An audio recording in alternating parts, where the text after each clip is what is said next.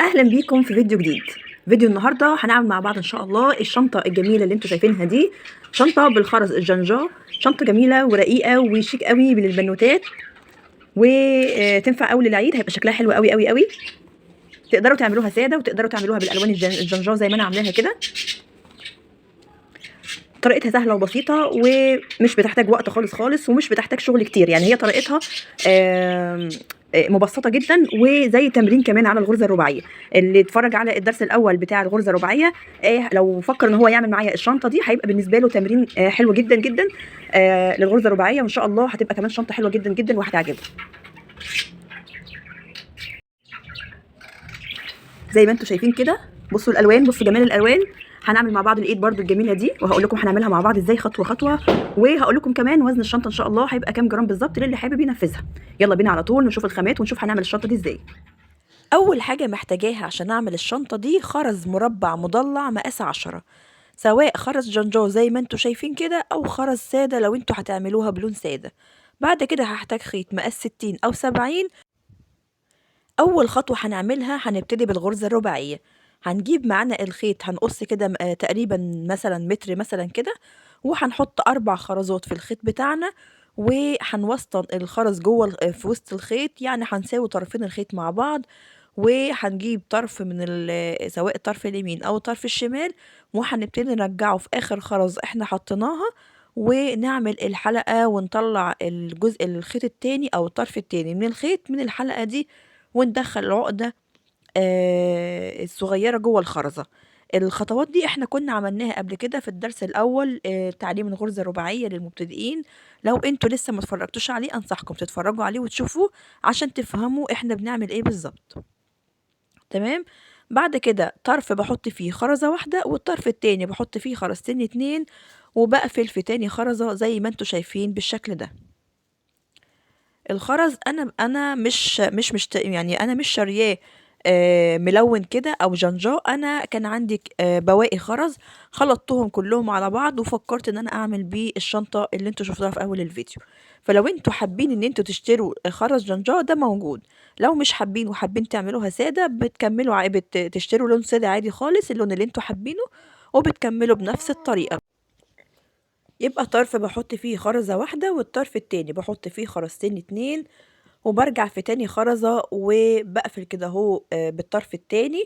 تمام. واهم حاجة لازم تتأكدوا ان العقدة دخلت كويس جوه الخرزة عشان الشغل بتاعكم يبقى ماسك نفسه، ما يبقاش مرخي او مش مظبوط معاكم. تمام. انا هعمل كام وحدة؟ مفروض ان انا هعمل 27 غرزة رباعية. تمام. هعمل 26 غرزة رباعية، وبعد كده برجع في الغرزة ال27، وبحط 3 خرزات في طرف خيط واحد. تمام. انا هنا كنت عاملة معاكم الجزء ده، بس للأسف اتحذف، فرجعت اشتغلت معاكم على شكل مصغر عشان بس اوريكم الفكرة. زي ما انتوا شايفين كده، عشان نوصل للسطر او نطلع للسطر التاني، بنحط ال3 خرزات في طرف خيط واحد، ونقفل السطر بتاعنا، فنلاقي طرفين الخيط طالعين من الغرزة من الخرزة اللي فوق. واول حاجة هنحطها في بداية السطر 3 خرزات. تمام. بنبتدي نحط في اول السطر 3 خرزات في الخيط اليمين او الخيط اللي من بره، ونقفل العقدة بتاعتنا جوه الخرزة، وبعد كده بندخل الخيط اللي من تحت بنمشيه خرزة واحدة، والخيط اللي من فوق بنحط فيه خرزتين اتنين لحد ما نوصل لآخر السطر. أول ما نوصل لآخر السطر بنحط الخرزتين بدل ما بنحطهم في طرف الخيط اللي من فوق، بنحطهم في طرف الخيط اللي من تحت، ونقفل عادي جدا علشان يطلعنا للسطر اللي بعده. بنفضل ماشيين كده بالسطور رايح جاي رايح جاي لحد ما نوصل لارتفاع الشنطة اللي احنا عايزينه. طيب ارتفاع الشنطة ده احنا بنحدده على اساس ايه؟ او عدد الوحدات اللي انا قلت لكم في البداية ان انا عملتهم 27 غرزة رباعية، حددتهم على اساس ايه؟ هقول لكم دلوقتي. اول حاجة انا حددت ارتفاع الشنطة بتاعتي كام؟ 11 وحدة رباعية او 11 غرزة رباعية. تمام. عملتهم كده، قلت مثلا هيبقى 11 واحدة رباعية او 11 غرزة كده، وفي الجنب الواحد طبعا، وطبعا هيبقى قدهم بالظبط في الجنب التاني، في 11 و11 هيبقوا 22، وضفت عليهم 5 سطور هيبقوا في يعني مقاس القاعدة اللي أنا هاعملها للشنطة، فبقوا على بعض 27 سطر. تمام، فبدأت الأول زي ما قُلت لكم كده ب26 غرزة رباعية، وبعد كده فضلت في الغرزة اللي هي 27 حطيت 3 خرزات في الخيط اللي أو في طرف خيط واحد، وطلعت للسطر اللي فوق، وفضلت بقى رايحة بالسطور اشتغلت في السطور رايح جاي، رايح جاي، لحد ما وصلت للقطعة اللي أنتم شايفينها قدامكم دي. القطعة دي الارتفاع بتاعها أو طولها 27 غرزة رباعية أو 27 سطر، أما العرض بتاعها 14. تقدروا تحددوا الطول والعرض اللي انتوا عايزينه حسب ذوقكم وحسب ما انتوا هتعملوها، سواء كنتوا هتعملوها للأطفال أو للكبار، يعني ده يرجع لذوقكم وحسب الحاجة اللي انتوا عايزينها. بعد كده بابتدي أقسّم الشنطة بتاعتي للجنبين اللي أنا قُلت عليهم، وبابتدي إن أنا أحدد القاعدة اللي أنا هاشتغل عليها بعد كده. طيب دلوقتي باعمل إيه، باجي عند باعِد 11 غرزة أو 11 سطر كده زي ما أنتم شايفين، وابتدي أتني الخرز بتاعي زي ما شُفتوا قدّامكم كده، و باجي الناحية التانية برضه باعِد 11 سطر، وبابتدي إن أنا أتني الخرز بتاعي لجوّه زي ما أنتم شايفين بالشكل ده، وما تخافوش الخرز مش هيتني ومش هيتكسّر، مش هيحصل له أي حاجة خالص، خالص. دي الطريقة الصحيحة المضبوطة عشان نقسّم الشنطة بتاعتنا. لو أنتم حابين تشتغلوها على 3 قطع وبعد كده بتشبّكوها مع بعض، ما فيش مشكلة، بس دي أسهل طريقة تعملوا بيها الشنطة. تمام، من الجنب ده 11 ومن الجنب التاني 11، والقاعدة عبارة عن 5 سطور. كل اللي أنا هاعمله دلوقتي إن أنا هابتدي يعني إيه، أعمل الجوانب بتاعة الشنطة، هابتدي أعمل الجوانب بتاعة الشنطة. تمام، أنا ومن ورا الكاميرا عملت جنب، قفّلت جنب، وهارجع معاكم دلوقتي أعمل الجنب التاني، زي ما أنتم شايفين كده أنا قفّلت جنب أهو عشان بس ما أطوّلش عليكم الفيديو، لإن أنا لقيت الفيديو ساعة، يعني ساعة إلّا 5 أقل ساعة إلّا 5 دقايق، فده كتير أوي بصراحة، مش حابة إن أنا أطوّل عليكم، فحبيت إن أنا أعمل جنب لوحدي والجنب التاني أعمله معاكم عشان بس أوريكم الطريقة. باجيب بقى خيط معايا وباحطه فين، باحطه في الخرزة اللي من فوق اللي هي أول خرزة من الجنب، زي ما أنتم شايفين كده أول خرزة من الجنب أهي، و باخد خرزة من الجنب وخرزة من القاعدة، زي ما أنتم شايفين كده. أنا دلوقتي هاقرّب الصورة شوية عشان الشكل يبقى واضح معاكم أكتر وأكتر. باحط خرزتين علشان أكمّل الغرزة الرباعية بتاعتي. يبقى أول حاجة باعملها باخد خرزة من الجنب وخرزة من القاعدة، وبادخّل طرفين الخيط، يبقى طرف خيط طالع معايا من الخرزة اللي في القاعدة، وطرف خيط التاني طالع معايا من الخرزة اللي من الجنب. تمام، هيبقى معايا طرفين الخيط طالعين من خرزتين، باحط خرزتين عشان أكمّل الغرزة الرباعية. بعد كده هيبقى عندي طرف خيط من تحت وطرف خيط من فوق. طرف الخيط اللي من تحت بامشّيه خرزة واحدة، وطرف الخيط اللي من فوق باحط فيه خرزتين علشان أعمل الغرزة الرباعية اللي إحنا متعودين عليها. تنسوش تدخّلوا العقدة الصغيّرة جوّه الخرزة علشان الشغل بتاعكم يبقى ماسك نَفْسه ويبقى متين.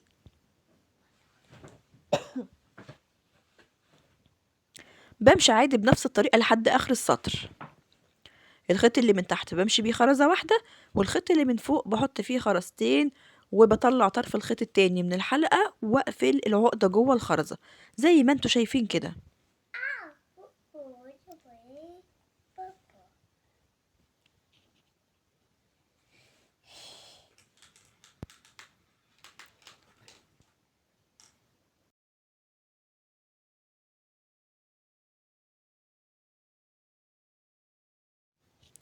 أنا هنا خلاص وصلت لآخر السطر، فبابتدي أعمل إيه، باحط طرف الخيط اللي من تحت بامشّيه في الخرزة آخر خرزة في القاعدة، وكمان هامشّيه في أول خرزة من الجنب التاني، اللي هي الخرزة الخضرا اللي أنتم شايفينها دي. تمام؟ دلوقتي طرفين الخيط طالعين معايا من 3 خرزات، فأنا محتاجة أحط في أي طرف خيط فيهم أحط خرزة واحدة عشان أكمّل الغرزة الرباعية بتاعتي. ركّزوا كويس أوي في الخطوة بتاعة الجوانب دي عشان لو ما تحطّوش خرز زيادة أو يعني إيه، عشان ما يبوّظش معاكم الشغل. تمام، دلوقتي أنا عايزة أرتفع بقى إيه، عايزة أرتفع للسطر اللي بعده. قرّبت الصورة أهو عشان نبقى واضحة بالنسبة لكم أكتر. فأنا دلوقتي المفروض إن أنا هاطلع للسطر اللي بعده، فهاعمل إيه، شايفين الخرزة التانية اللي هي في الجنب دي، اللي هي البينك دي او الحمراء بحط فيها الخيط. تمام. بمشي بقى دلوقتي ايه، بمشي بطرف الخيط اللي هو الشمال اللي هو اللي من فوق ده، بحط فيه خرزتين اتنين، وبقفل الغرزة الرباعية بتاعتي عادي جدا، وبحط العقدة جوه الخرزة. وكده عندي بقى ايه، عندي طرف خيط من فوق وطرف خيط من تحت. طرف الخيط اللي من تحت بمشيه خرزة واحدة، همشيه في الخرزة البيضة اللي انتوا شايفينها دي، وطرف الخيط اللي من فوق هحط فيه خرزتين اتنين، وبقفل عادي الغرزة الرباعية بتاعتي. بكمل كده لآخر السطر.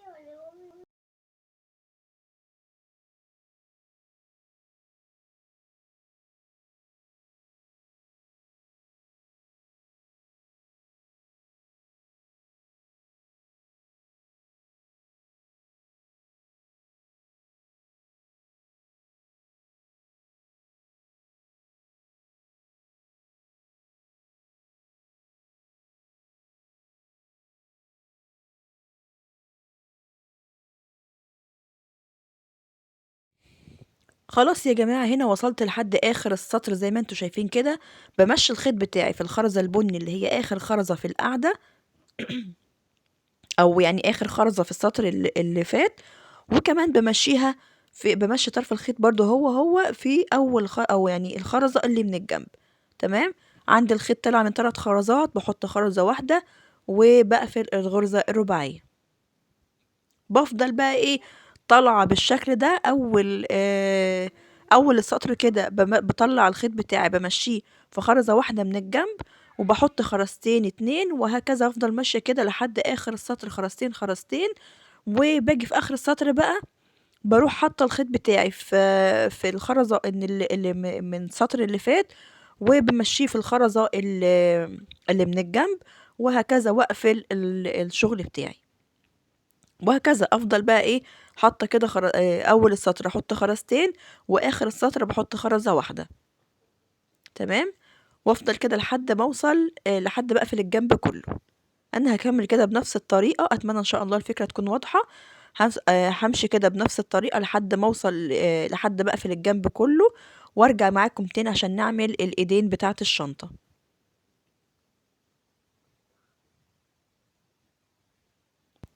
لو في اي جزئية مش فاهمينها، او في اي حاجة مش فاهمينها اكتبولي في الكومنتات. ولو وصلتوا معايا لحد هنا، اتمنى لو في حد لسه ما اشتركش في القناة يا ريت يشترك عشان يشجعني، وعشان اعمل لكم فيديوهات اكتر واحسن ان شاء الله. وطبعا لو في اي حاجة مش يعني حابين ان احنا نشتغلها مع بعض، اكتبولي برضو في الكومنتات، وانا عنيا ليكم نعملها مع بعض ان شاء الله بإذن الله. خلاص انا كده قفلت الجوانب بتاعة الشنطة زي ما انتوا شايفين. هبتدي بقى اعمل الايد بتاعة الشنطة زي ما انتوا شايفين كده. تمام. انا محتاجة من الايد دي كده، محتاجة اتنين. انا عملت واحدة، هعمل معاكم التانية. اول حاجة بجيب الخيط بتاعي حوالي متر، وبعد كده بحط فيه 4 خرزات، وبساوي طرفين الخيط بتوعي، وبشتغل غرزة رباعية عادية جدا زي ما احنا اشتغلناها قبل كده كتير.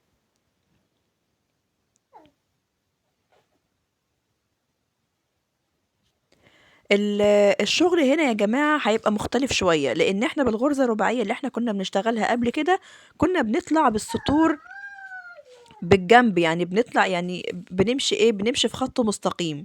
تمام. كنا بنمشي إيه، بنمشي خط مستقيم لحد ما نوصل مثلا للطول اللي إحنا عايزينه. تمام. ولكن الشغل المرة دي هيبقى مختلف شوية. إحنا هنا عملنا الغرزة الرباعية، فإحنا مش هنمشي بيها خط مستقيم لفوق. هنحط مثلا كنا بنحط طرف فيه خرزتين، والطرف التاني كان فيه بنحط فيه خرزة واحدة. لأ، المرة دي بقى هنحط ال3 خرزات. يعني إحنا دلوقتي هنشتغل على ال4 خرزات اللي انتوا شايفينهم دول، داير ما يدور. تمام. فهجيب طرف خيط فيهم واحط فيه 3 خرزات مرة واحدة. بارجع في آخر خرزة وأطلّع وأعمل الحلقة اللي أنتم شايفينها دي، وبعد كده باطلّع طرف الخيط التاني منها، وأدخّل العقدة جوّه الخرزة كويس أوي. ده كده في أول السطر. تمام. بعد كده عندي إيه، عندي طرف خيط من تحت وطرف خيط من فوق. طرف الخيط اللي من تحت هو اللي هامشّيه في خرزة واحدة. هامشّيه إيه، هامشّيه في خرزة واحدة، زي ما هتشوفوا دلوقتي كده. نأسف على الإزعاج اللي جنبي، لأن ابني قاعد ماسك الخرز عمال يلعب بيه، وأنا مش عارفة بصراحة أوزعه في أي حتة عشان أقدر إن أنا أسجل. فسامحوني لو في أي دوشة ولا أي حاجة، سامحوني، لأنه أنا ما عنديش حد تاني والله قاعد معايا ياخده ولا أي حاجة. سامحوني بقى المرة دي. المهم زي ما قلت لكم، همشي الخيط بتاعي في خرزة واحدة اللي من تحت، والخيط اللي من فوق احط فيه خرزتين اتنين. تمام. افضل بقى ماشية. هعمل كده ايه، هعمل مثلا دي خرزة اتنين تلاتة، في الخرزة الرابعة بمشي الخيط بتاعي فين. انا دلوقتي في الخرزة ايه التالتة. همشي معاكم كده خطوة خطوة احسن عشان ما تتوهوش مني. تمام. انا مشيت الخيط بتاعي في الخرزة التالتة اهو زي ما انتوا شايفين، وهاجي في الخيط اللي من فوق احط فيه خرزتين اتنين. وخلي بالكم لان نهاية السطر هتبقى مختلفة.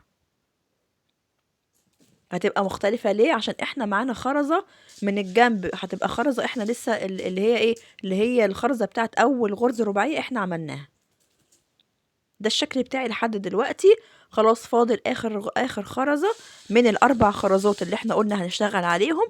هدخل الخيط بتاعي كده فيها، وكمان هدخله في اول غرزة رباعية احنا عملناها في الخرزة اللي من الجنب دي اللي هي واقفة دي. شايفين ازاي؟ كده الخيط بتاعي طالع من 3 خرزات. هحتاج خرزة واحدة عشان اكمل الغرزة الرباعية بتاعتي. بقفل فيها كده، برجع فيها تاني، وطلع طرف الخيط التاني من الحلقة، واقفل العقدة جوه الخرزة. كده طرفين الخيط طالعين معايا ايه من خرزة واحدة. تمام. هجيب اي طرف خيط فيهم مش هتفرق، هحط فيه 3 خرزات في خيط واحد وفي طرف واحد يعني، وبرجع في اخر خرزة وبقفل العقدة بتاعتي. احنا كده كل السطور اللي احنا هنشتغلها اللي جاية هنشتغلها بنفس الطريقة اللي اشتغلناها في السطر اللي فات. مفيش اي فرق خالص. اول السطر بس بحط 3 خرزات، وبعد كده في طرف خيط واحد، وبعد كده بمشي الخيط بتاعي في خرزة واحدة. بصوا زي ما انتوا شايفين كده، همشي الخيط بتاعي في الخرزة الصفراء اللي من تحت دي. تمام. والخيط اللي من فوق احط فيه خرزتين اتنين. طريقتها سهلة وبسيطة. مش محتاجة اي حاجة. كل القصة وما فيها ان انتوا هتبقوا يعني اللي اشتغل الغرزة الرباعية قبل كده هيعرف يعمل الشنطة دي بمنتهى السهولة، لان هي ما فيهاش اي شغل تاني غير الغرزة الرباعية. هي كلها اصلا معتمدة على الغرزة الرباعية. خلاص. دلوقتي همشي الخرزة بتاع الخيط بتاعي اللي من تحت في الخرزة البني، واحط في الخيط اللي من فوق خرزتين اتنين، واجي في بعد كده بعد ما اقفل الغرزة دي، هاجي في اخر خرزة بقى.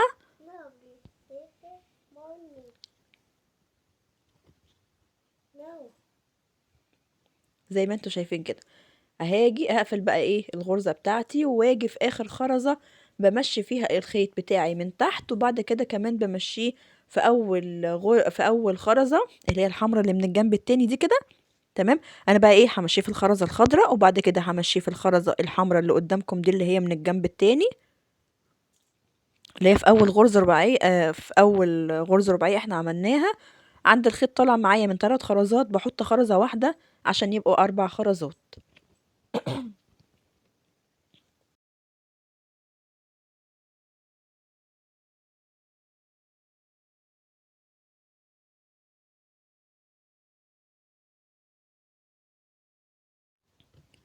ده الشكل بتاعي لحد دلوقتي، وبكمل عادي بنفس الطريقة لحد ما اوصل بطول الايد اللي انا عايزاه.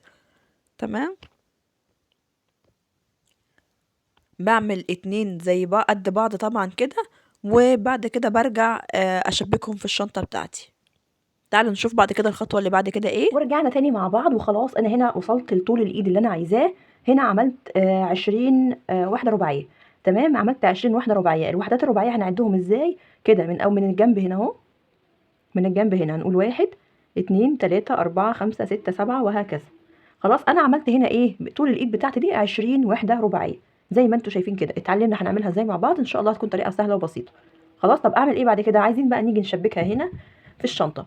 انا هنا شبكت يد، شبكت ناحيه اهي. تمام. عايزه بقى ايه اشبك الايد التانية او اشبك الناحيه التانية.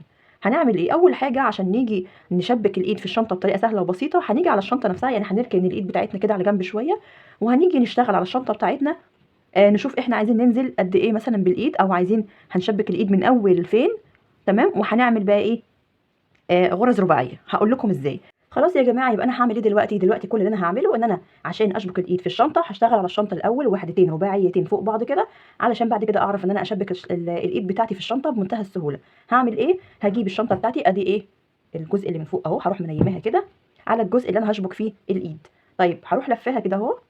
خلي بالكم انا بعمل ازاي، او خلي بالكم انا بعمل منين. لو احنا اهو قلنا مثلا عشان ما تتلخبطوش، هعمل ايه؟ هاجي من الجنب هنا وهعيد الخرز بتاعي. هاجي من الجنب وهعيد الخرز بتاعي. انا عندي من الجنب هنا ادي واحد، قرب لكم البني شويه.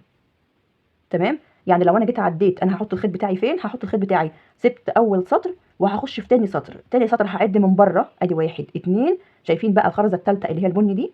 هحط فيها الخيط بتاعي. هساوي طرفين الخيط مع بعض، وهجيب 3 خرزات. واحد اتنين تلاته، 3 خرزات اهم. هرجع في الخرزه الثالثه واعمل عقده، واجي ايه، انا بحط اهم حاجه وانتوا بتحطوا الخرز، انا بحط الخرز بتاعي في الخيط اليمين يا جماعه. الخطوه دي مهمه، يعني انا ممكن اقول لكم حطوا في اي طرف خيط، بس لا، المره دي الخطوه دي مهمه، لازم طرف الخيط اليمين هو اللي تحطوا فيه الخرز، علشان انا همشي كده، همشي بدوران. يعني هاجي من الجنب هنا، وبعد كده هروح ماشيه لجوه، وبعد كده هطلع لفوق تاني، وبعد كده هقفل هنا اهو عشان اقدر ان انا اطلع لفوق. تمام. طيب انا دلوقتي بقى عندي خيط فوق وخيط تحت. الخيط اللي من تحت اروح ممشياه خرزه واحده،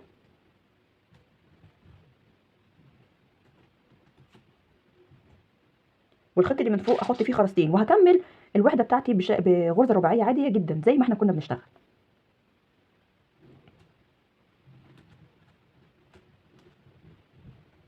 اهم حاجه العقده تخش جوه الخرز.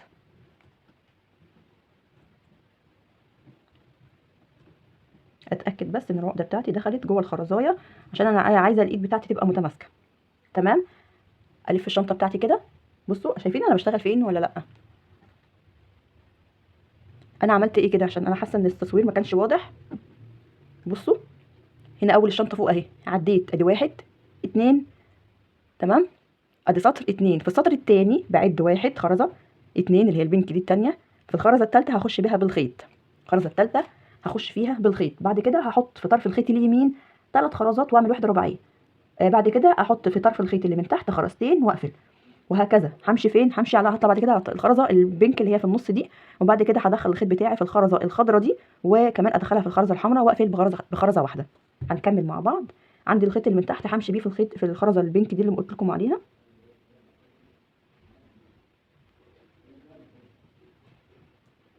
والخيط اللي من فوق هحط فيه خرزتين اتنين.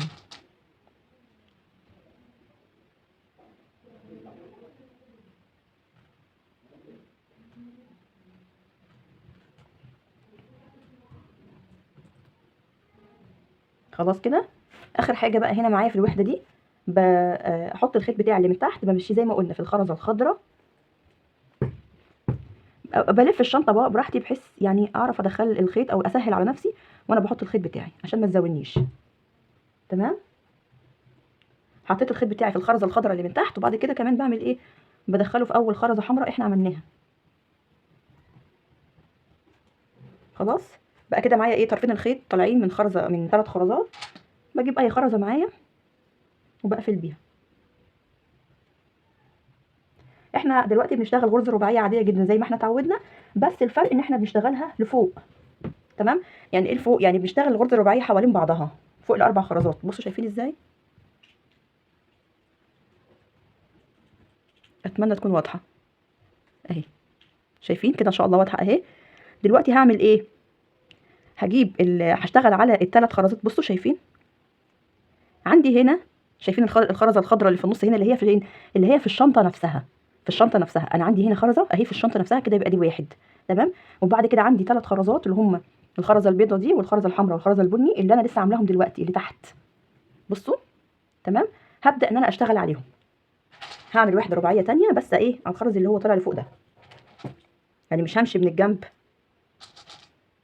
هقول لكم دلوقتي ازاي.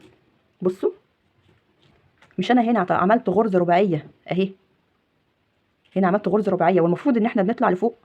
المره دي مش هطلع لفوق، مش هطلع كده، مش هطلع لفوق كده، لا، همشي كده، همشي ناحيه الشمال، همشي ايه بالخرز ناحيه الشمال، مش هطلع بيه لفوق. طيب حطيت انا 3 خرزات وهرجع في الخرزه الثالثه واعمل وحده رباعيه. بصوا انا موقفه الشنطه اهو، بعمل غرزه رباعيه اهي عاديه جدا، طالعه كده ايه. لو انا وقفت الشنطه، لو انا موقفه الشنطه يبقى الغرزه الرباعيه بتاعتي هتبقى اللي انا بشتغل عليها الثانيه تبقى طالعه لفوق. لو انا نيمت الشنطه بتاعتي كده تبقى الغرزه الرباعيه اللي انا بشتغلها هتبقى ماشيه ناحيه الشمال. الخطوه اللي بعد كده ايه؟ عندي خيط فوق وخيط تحت، خيط فوق وخيط تحت. همشي بالخيط اللي من تحت في الخرزه البني دي اللي من تحت، تمام. بعد كده هعمل ايه؟ خلي بالكم في النقطه دي. بعد كده هعمل ايه؟ هحط هنا بقى خرزه واحده، تمام. ليه؟ عشان هاجي بالخيط اللي من تحت بعد ما انا حطيت. بصوا الخطوه دي انا نسيت اقول لكم عليها، معلش. دلوقتي انا الخيط بتاعي هنا زي ما احنا قلنا بنشتغل دلوقتي فين؟ بنشتغل على الغرزه الرباعيه اللي في الشنطه ذات نفسها، تمام. فهعمل ايه؟ عندي هنا ادي خرزه اهو، خرزه اهي اللي هي البيضه دي من الجنب دي، وخرزه البني اللي من تحت اللي انا لسه مدخله فيها الخيط دلوقتي. بعد ما دخلت الخيط بتاعي في الخرزه البني اللي من تحت، هاجي كمان ادخل الخيط بتاعي برده اللي هو من تحت في الخرزه اللي واقفه اللي في الشنطه ذات نفسها. بصوا اللي هي الخرزه البينك اللي في الشنطه ذات نفسها، تمام. عشان انا دلوقتي بشبك، انا دلوقتي ايه؟ انا اول حاجه عملت بس الغرزه الرباعيه اللي من تحت بالطريقه العاديه اللي احنا متعودين عليها، تمام. دلوقتي انا بشبك دي في الوحده الرباعيه الثانيه، انا بشبكها في الشنطه في الجزء اللي من فوق. فانا طالما بشبك يبقى بحط خرزه واحده. شوفوا يا جماعه، عشان اسهل عليكم الموضوع، هنا الموضوع مش مقيد بعدد. يعني ايه مش مقيد بعدد؟ يعني انا بعمل غرزه رباعيه فبشوف الخيط بتاعي طالع من كام خرزه، وبناء عليه هبدا احط عدد الخرز اللي يكمل الاربع خرزات. يعني ايه؟ يعني انا دلوقتي حطيت اول حاجه من تحت هنا، كنت بمشي بطلع بيها لفوق كده اهو، تمام. كنت بطلع بيها لفوق، فبالتالي ما كانش عندي غير خرزه واحده اللي هي بتبقى من تحت، فبالتالي كنت بحط اول حاجه 3 خرزات، وبعد كده بمشي الخيط بتاعي في خرزه واحده، وبحط في خرزتين وهكذا. خلاص، وفي الاخر قفلت ايه؟ بخرزه واحده. دلوقتي انا هنا عملت بقى بعمل ايه؟ غرزه رباعيه تانية علشان اطلع ناحيه الشمال، تمام. فلما اجي اطلع ناحيه الشمال بلاقي ايه؟ بلاقي ان في غرزه رباعيه اصلا معموله في الشنطه ذات نفسها اللي هي دي، تمام. فانا بعمل ايه؟ بروح ممشيه الخيط بتاعي في الخرزه اللي هو ايه؟ خرزه واحده من تحت، وبعد كده كمان بمشيها في خرزه من اللي في الشنطه ذات نفسها، تمام. يعني بمشي الخيط بتاعي في خرزه من الغرزه الرباعيه اللي احنا عملناها، وكمان بعد كده بمشي الخيط بتاعي في خرزه من اللي هي الشنطه ذات نفسها. معلش سامحوني لو انا مرهقه شويه او في مش عارفه اوصل الفكره كويس قوي، او مفيش طاقه زي الاول، لان انا يعني مرهقه شويه، فحاسه ان انا مش عارفه ليه، حاسه ان انا مش عارفه اوصل الفكره زي ما هي المفروض تبقى يعني واضحه، المفروض توصل. فلو انتوا بجد حاسين ان في حاجه مش فاهمينها قولوا لي، يعني اكتبوا لي في الكومنتات قولوا لي انا مش فهمتش الحته دي، انا اشرحها لكم تاني، ما عنديش اي مشكله، تمام. خلاص عملت ايه انا بقى؟ زي ما انتوا ماشي زي ما انا قلت كده، تمام. بعد كده ايه؟ قفلت بخرزه واحده. هاجي هنا الف الشغل بتاعي. شايفين في خرزه حمراء في الشنطه ذات نفسها اهي، خرزه حمراء في الشنطه ذات نفسها، بروح ممشيها فيها الخيط اللي من تحت، تمام اهو. انا كده عندي كام خرزه؟ عندي 1 2. همشي كده، ثبت بس الخيط بتاعي كويس. خلاص يا جماعه، زي ما قلت انا هنا عملت بعد ما حطيت خرزه واحده، تمام اهي، حطيت خرزه واحده وقفلت السطر بتاعي. باجي امشي الخيط بتاعي في الخرزه اللي في الشنطه ذات نفسها الحمراء دي، والناحيه الثانيه بمشيها فين؟ بمشيها في الخرزه الخضراء. يعني انا دلوقتي بمشي طرفين الخيط مع بعض، واحد امشيه من ناحيتي وواحد امشيه من ناحيتي، هيتقابلوا كده اهو هما الاثنين. فهروح جايبه، هيبقى عندي الخيط طالع من 3 خرزات، هجيب خرزه واحده واحطها واقفل بيها السطر بتاعي،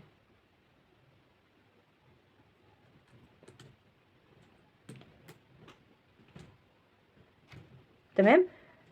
دلوقتي بصوا اهو بقى عندي ايه؟ عندي 4 خرزات اهم، شايفين؟ دلوقتي بقى هنكمل بقى ايه؟ تشبيك الشنطه. هقول لكم ازاي. بصوا يا جماعه، انا دلوقتي عايزه اشبك الجزء ده في الجزء ده، فهجيب الايد بتاعتي واتنيها بالمنظر ده كده، تمام. طيب زي ما انتم شايفين الايد دي اصغر من الايد دي، فهنكبرها ازاي؟ او بمعنى اصح هي دلوقتي تبان لكم ان هي صغيره، لكن لما احنا نعملها نكمل بالطريقه بتاعتنا اللي احنا ماشيين بيها هتبقى بالنسبه لكم بسيطه ان شاء الله.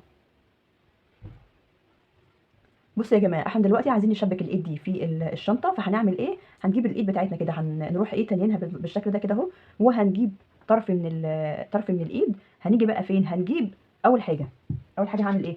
هجيب خرزه واحده. شايفين الخيط؟ هحط فيه خرزه واحده. اللي فين؟ اللي من فوق، الخيط اللي من فوق هحط فيه خرزه واحده. وهجيب الايد بتاعتي واحطها بالمنظر ده كده، تمام. هوقفها بالمنظر ده كده. هروح جايبه نفس طرف الخيط واشوف فين الخرزه المقابله للخرزه اللي هي دي النايمه دي. فين الخرزه المقابله ليها؟ الخرزه المقابله ليها اللي هي البيضه برده دي. هروح حاطه الخيط بتاعي فيها كده اهو، تمام. شايفين؟ هتبقى كده ماشي. واروح بقى ايه؟ جايبه طرف الخيط، اي طرف فيهم بقى، اي طرف فيهم، تمام. اروح حاطه فيه خرزه واحده، بحط فيه خرزه واحده وارجع فيها بقى تاني. يعني انا اول خرزه ما رجعتش فيها، لا، حطيتها ورحت مدخلاها كمان في الخرزه المقابله للخرزه اللي من تحت. بعد كده اي طرف فيهم هحط فيه خرزه وارجع فيها واروح مطلعه منه طرف الخيط التاني. انيمها كده عشان تبقى واضحه.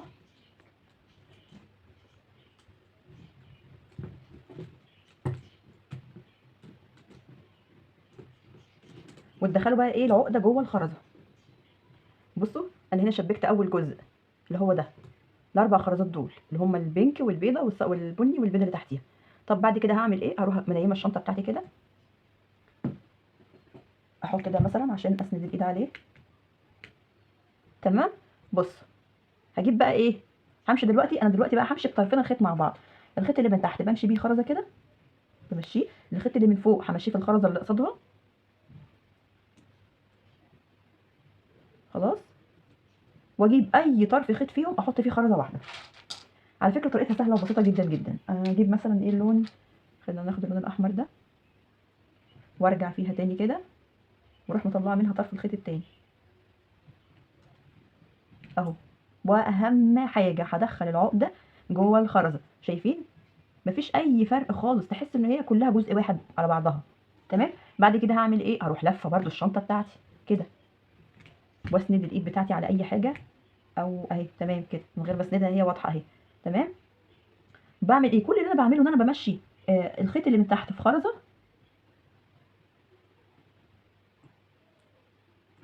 احاول اوقفها عشان انا ابقى شايفه.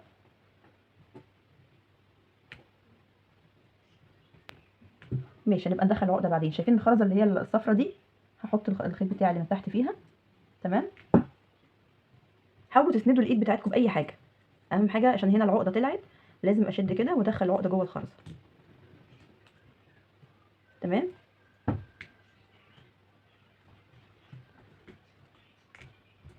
خلاص اهي. انا دلوقتي عملت ايه؟